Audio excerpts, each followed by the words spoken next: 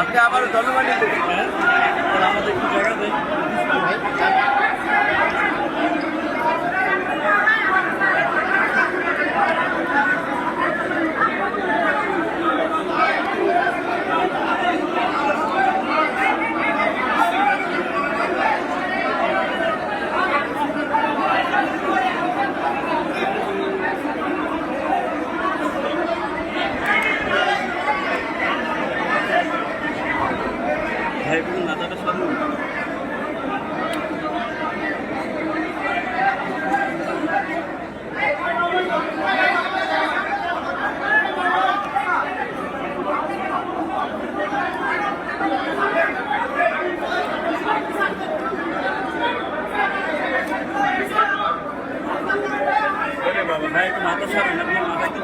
ভাই একটু জায়গা দেন ভাই।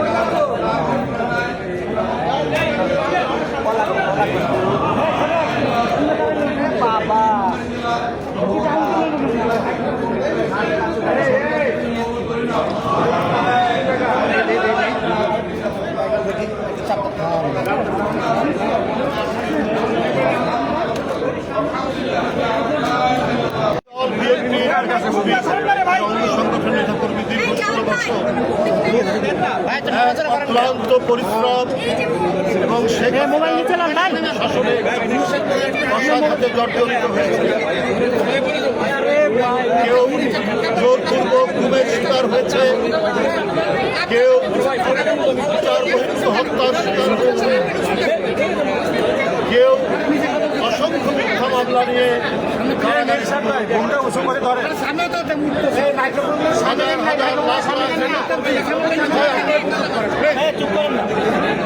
হাজার হাজার নেতাকর্মী তাদের এই 16 বছরের অধিকাংশ দিন কারাগারে নীলফামারী এমন একটি জেলা, যে জেলায় আন্দোলন সংগ্রাম করতে গিয়ে অসংখ্য নেতাকর্মী বিচার বহির্ভূত হত্যার ক্রস ফায়ারের শিকার হয়েছে। নীলফামারীর একজন মন্ত্রী, যার নেপথ্য নায়ক ছিলেন, তিনি কে আপনারা নিশ্চয়ই জানেন। নির্দেশে মদদে গোটা নীলফামারী জেলাটাকে একটা রক্তাক্ত প্রান্তরে পরিণত করা হয়েছে। সেই জেলার একজন প্রধান নেতা, জাতীয়তাবাদী শক্তির প্রকৌশলী তুহিন, শাহরিন ইসলাম তুহিন 16 বছর দেশের বাইরে থাকতে হয়েছে। তার বিরুদ্ধে অসংখ্য মিথ্যা মামলা দিয়ে নানাভাবে জর্জরিত করার চেষ্টা করা হয়েছে। বন্ধুরা, প্রবাসে থাকা অবস্থায় তার প্রিয়তমা স্ত্রী পৃথিবী থেকে চলে গেছে। এই অবর্ণনীয় নিপীড়ন, নির্যাতন, মানসিক নির্যাতনে তুহিনের মতো আরো অসংখ্য নেতাকর্মী সহ এই দলের প্রধান প্রেরণার উৎসস্থল, সাহস বীরত্বের প্রতীক দেশনেত্রী বেগম খালেদা জিয়া, তাকেও তার সন্তানকে হারাতে হয়েছে। এইভাবেই দিন রাত্রি কাটাতে হয়েছে আমাদের। সেখানে আমরা রাজত্ব চেয়েছিলেন যেখানে কেউ যাতে টু শব্দ করতে না পারে। এই কারণেই বেগম খালেদা জিয়াকে বন্দী করা হয়েছে। বিএনপির ভারপ্রাপ্ত চেয়ারম্যানের নামে মিথ্যা মামলা এবং একের পর এক সাজা দেওয়া হয়েছে। লাখ লাখ নেতাকর্মীর নামে মিথ্যা মামলা দেওয়া হয়েছে। বন্ধুরা আমার, কারণ একটাই, আপনারা দেখেছেন 2-1 দিনে 40,000 কোটি টাকার আওয়ামী লীগের ঘনিষ্ঠ ব্যবসায়ী, তাদের ঘনিষ্ঠ রাজনৈতিক নেতা, তাদের সম্পত্তি পাওয়া গেছে 5-6টা দেশে। 40,000 একটা এনবিআর এর তদন্ত রিপোর্টের পাওয়া গেছে। তাহলে আরো যে কত লক্ষ কোটি টাকা পাচার, 28 লক্ষ কোটি টাকা এই শেখ হাসিনার 15.5 বছর 15 বছরে পাচার করা। তাই বন্ধুরা, বিএনপির নেতাকর্মীদেরকে অবর্ণনীয় জুলুম, নির্যাতন, নিষ্পেষণ, মিথ্যা মামলা, ক্রস ফায়ার এবং জোরপূর্বক গুমের মধ্যে দিয়ে তারা দুর্বল হয়ে পড়ে। কিন্তু দেশনেত্রী বেগম খালেদা জিয়া অটুট মনোবল এবং ভারপ্রাপ্ত চেয়ারম্যান জনাব তারেক রহমানের দৃঢ় নেতৃত্বে বাংলাদেশের জাতীয়তাবাদী দল এক অটুট বন্ধনে ঐক্যবদ্ধ থেকেছে, কোনোভাবেই বিকৃত করতে পারেনি।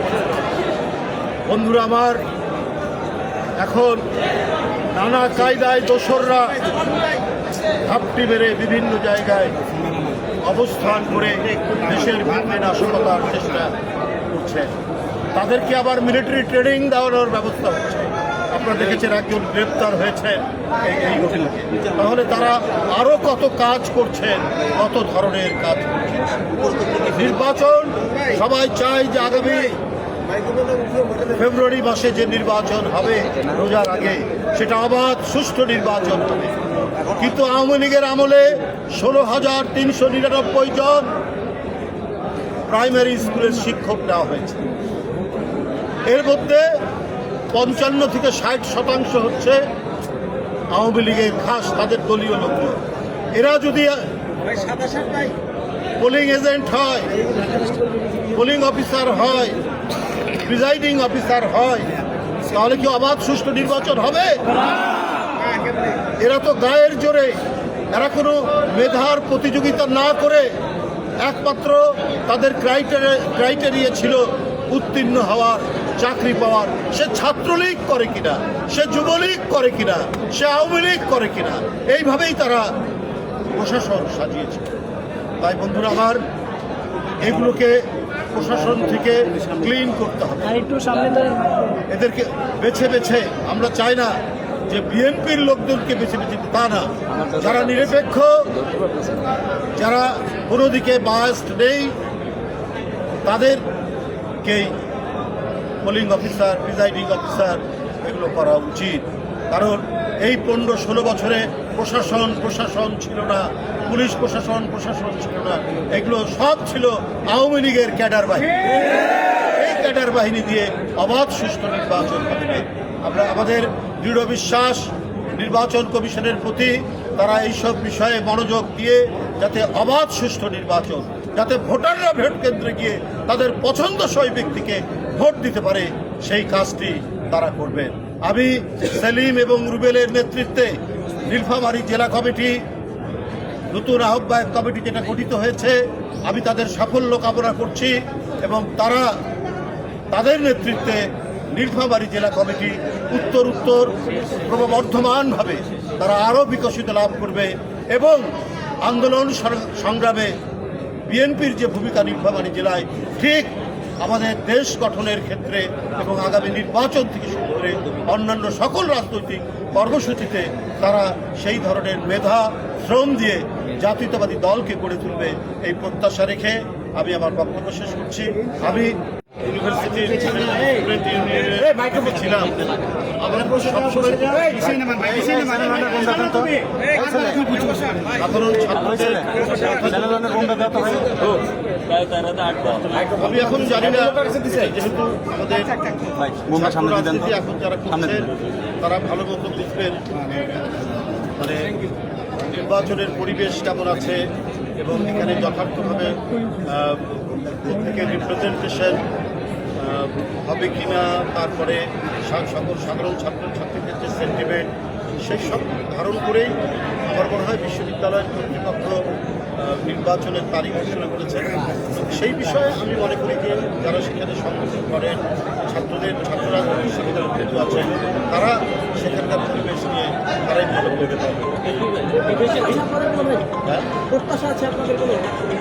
আমি তো আগেই বলেছি, প্রত্যাশা হচ্ছে যে সবসময়ের জন্য নিয়মিত ছাত্র বিশ্ববিদ্যালয়ের যদি নির্বাচিত ছাত্র প্রতিনিধিরা যদি থাকে, তাহলে পরিচালনা করা এবং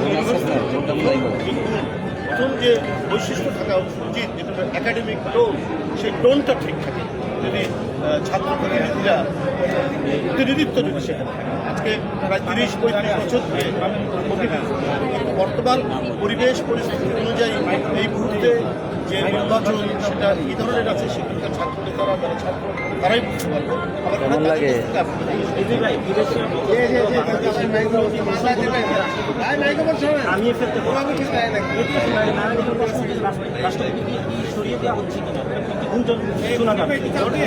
সরকার একটা নীতি ঘোষণা করে, জিরো ফটো নীতি, সেই নীতির পরিপ্রেক্ষিতে তারা করেছে।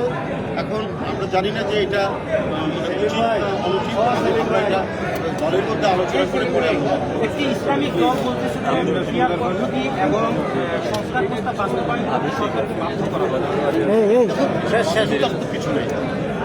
আমি এই প্রসঙ্গে বলবো যে জনগণ এটার জন্য প্রস্তুত কিন্তু আমরাও তো রাজনীতি করি এবং অনেকবার বাংলাদেশ জাতীয়তাবাদী দল রাষ্ট্র পরিচালনা করে। এদেশের মানুষ বিয়ার কি অধিকাংশ মানুষ তারা জানে না, এবং এটা কি সিস্টেমে হবে না হবে, এটার অন্যান্য কি বিষয় সেটা তারা জানে না। অন্য যারা বলছেন তাদের উদ্দেশ্য কী আছে জানি না, কিছু হয়তো আমরা উপলব্ধি করি, সেটা আমি বলতে চাই না। তবে যে পদ্ধতিতে অবাধ সুষ্ঠু নির্বাচনের মাধ্যমে জনগণ তার এলাকায় যে ব্যক্তিটি তাদের সাথে থাকে, তাদের পাশে থাকে, তাদের সুখ দুঃখের সাথে, একে আগে থেকেই তারা চেনে।